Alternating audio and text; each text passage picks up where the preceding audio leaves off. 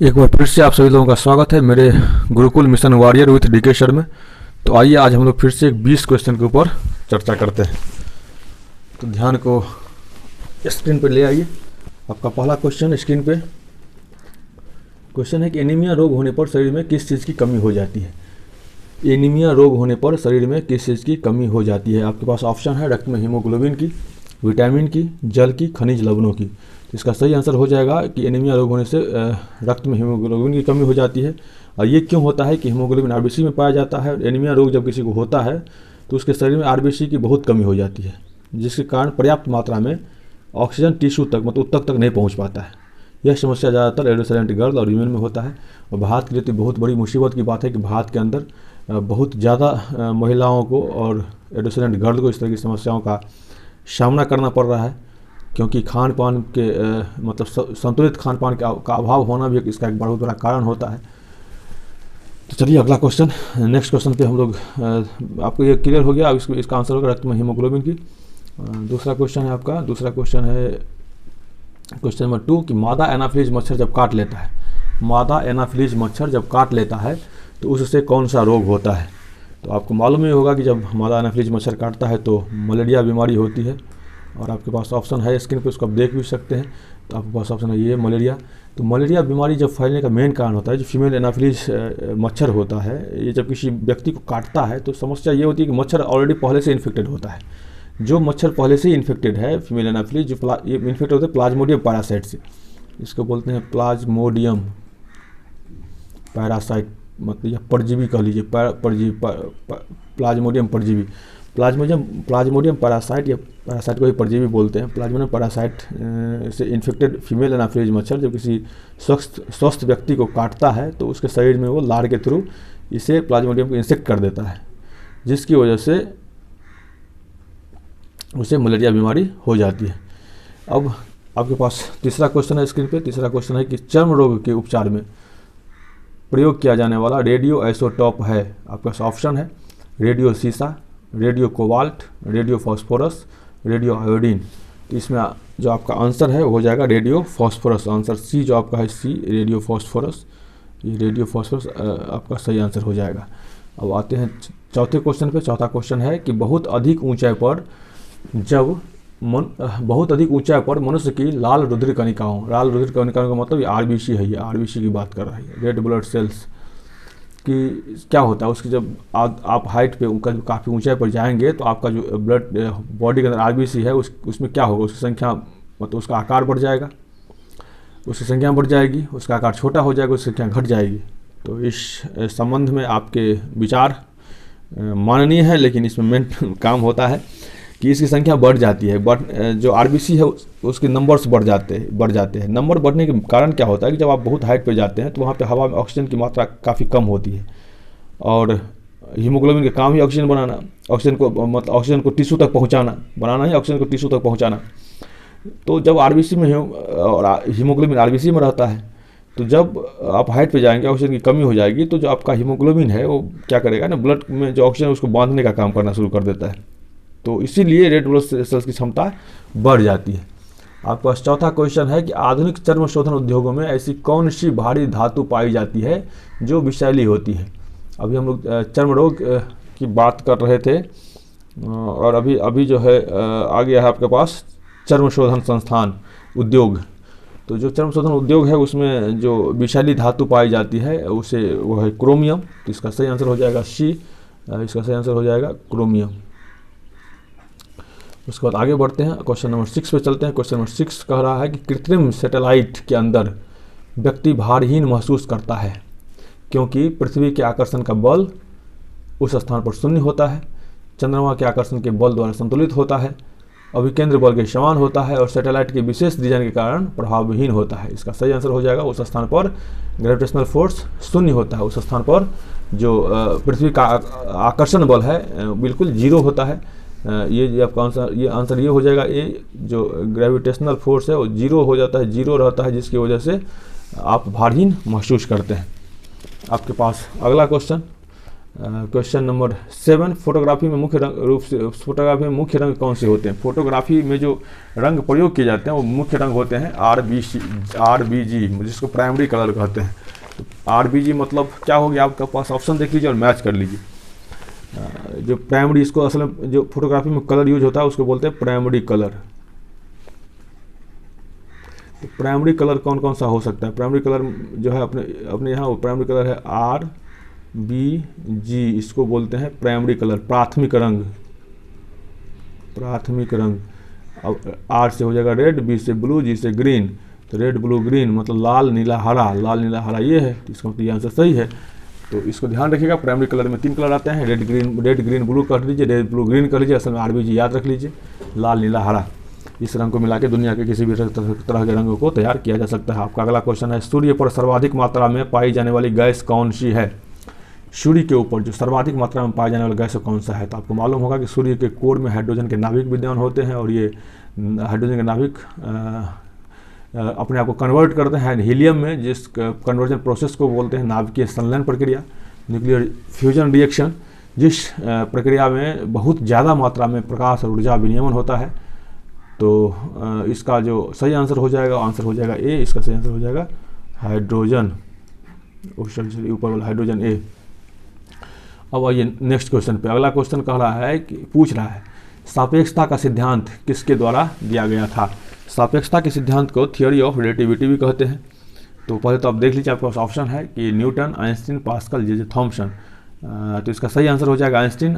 इनका नाम जो था, साइंटिस्ट का नाम था अल्बर्ट आइंस्टीन, ये जर्मनी के थे, और इन्होंने एक फॉर्मूला दिया था, फॉर्मूला था E = mc²। आप काफ़ी चर्चित फार्मूला, आपने काफ़ी बार सुना होगा, E = mc²। ये एक फार्मूला काफ़ी बार आपने सुना होगा। इस फार्मूला में जो E है, E ये डिनोट करता है एनर्जी को, ऊर्जा को, ये ध्यान रख लीजिएगा। M डिनोट करता है मास को, और C डिनोट करता है स्पीड ऑफ लाइट को। तो ये असल में ये फॉर्मूला बताता है कि ये जो इक्वेशन मतलब जो है बताता है कि एनर्जी और मास आपस में इंटरचेंजेबल है। एनर्जी और मास आपस में इंटरचेंजेबल है। इसी को प्रूफ करने के लिए ये आपके पास इक्वेशन है, फॉर्मूला है, जिसको बोलते हैं E = mc²। इस इक्वेशन को आप लोगों ने जरूर पढ़ा होगा, नहीं तो एक बार फिर से पढ़िएगा, रिवाइज कर लीजिएगा। आपका आंसर भी क्लियर हो गया, आंसर है अल्बर्ट आइंस्टीन। अगला क्वेश्चन पर चलते हैं। क्वेश्चन नंबर 10 पूछ रहा है कि किसकी कमी के कारण थायराइड ग्रंथि की अत्यधिक वृद्धि हो जाती है? ये तो बहुत ही चर्चित क्वेश्चन है। आपको मालूम ही है कि आयोडीन की कमी के कारण थायराइड ग्रंथि बढ़ जाता है, जिससे घेंघा वगैरह रोग जैसा खतरनाक रोग हो जाता है। इसका सही आंसर हो जाएगा B, मतलब आयोडीन। अब आइए क्वेश्चन नंबर 11।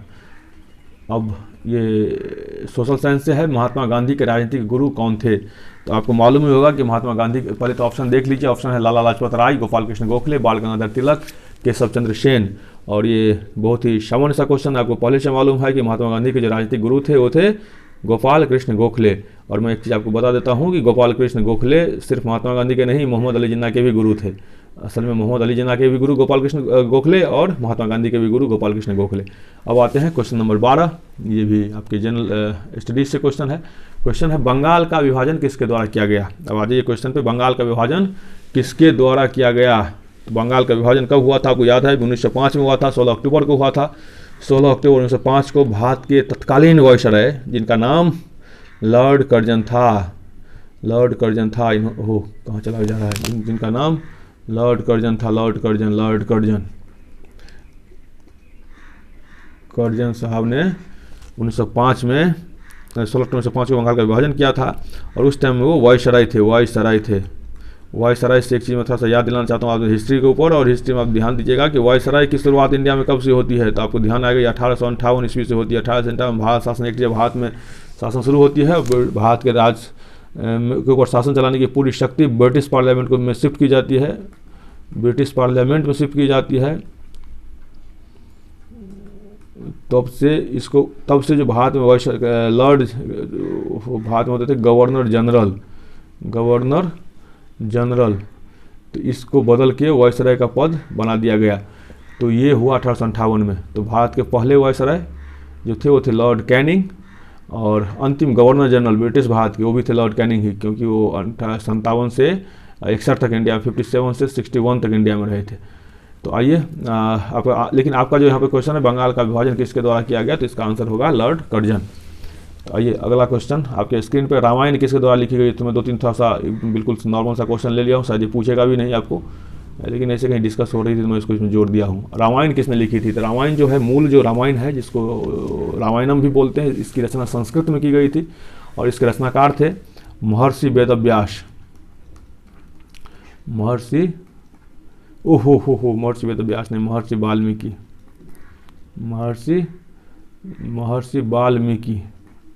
महर्षि वाल्मीकि ने रामायण को लिखे थे। उसके बाद रामायण की कई भाषाओं में रामायण का कई भाषाओं में अनुवाद किया गया, जिसमें से एक बहुत ही चर्चित अनुवाद है अवधि में, उस किताब का नाम है रामचरितमानस, जिसे तुलसीदास जी ने 14वीं शताब्दी के आसपास लिखे हैं। आइए अगला क्वेश्चन आपका स्क्रीन पे, अगला क्वेश्चन पूछ रहा है कि भारत में ब्रह्मा जी का एकमात्र मंदिर कहाँ पे है। आंसर है वाराणसी, जैसलमेर, गुवाहाटी। पूछकर एक बार अंदाजा लगाइए, फिर हम आंसर बताते हैं। भारत में ब्रह्मा जी का एक ही मंदिर है, वो है अजमेर, राजस्थान के अजमेर में। अजमेर एक जगह है ना पुष्कर, तो ब्रह्मा जी का मंदिर है पुष्कर में। पुष्कर है अजमेर डिस्ट्रिक्ट में, अजमेर डिस्ट्रिक्ट है राजस्थान राज्य में, राजस्थान राज्य है भारत के अंदर। तो क्लियर हो गया। आते हैं अगले क्वेश्चन के ऊपर। ये पुष्कर इसको ध्यान रखिएगा, पुष्कर। ओहो, पुष्कर। उसके बाद अगला क्वेश्चन, हाइड्रोजन बम किस सिद्धांत पर आधारित है। हाइड्रोजन बम आपको पहले से ही मालूम है कि हाइड्रोजन बम जो सिद्धांत पर आधारित है वही सिद्धांत पर सूर्य भी काम करता है। तो ये सिद्धांत है नाभिकीय संलयन, न्यूक्लियर फ्यूजन। और न्यूक्लियर फ्यूजन की जो विक्रिया है ये अनकंट्रोल्ड न्यूक्लियर फ्यूजन है, लेकिन आपके पास ऑप्शन है नाभिकीय संलयन, तो इसी को आप टिक करेंगे क्योंकि ये आंसर आपका सही हो जाएगा। नाभिकीय आपके पास ऑप्शन है नाभिकीय संलयन, तो इसी को टिक कर दीजिए, आगे बढ़िए। क्वेश्चन नंबर 16, आकाश में तारे हमें टिमटिमाते हुए क्यों प्रतीत होते हैं। ऑप्शन है प्रकाश के परावर्तन के कारण, प्रकाश के अपवर्तन के कारण, प्रकाश के पूर्ण आंतरिक परावर्तन के कारण, प्रकाश के व्यतिकरण के कारण। इसका सही आंसर हो जाएगा प्रकाश के अपवर्तन के कारण। आपका अगला क्वेश्चन है, कैंसर के उपचार में किस गैस का प्रयोग किया जाता है। तो कैंसर में के उपचार में प्रयोग किया जाने वाला गैस है रेडॉन। रेडॉन का यूज कैंसर के उपचार के लिए किया जाता है। रेडॉन एक ऐसी गैस है जो वायुमंडल में पाई भी नहीं जाती है।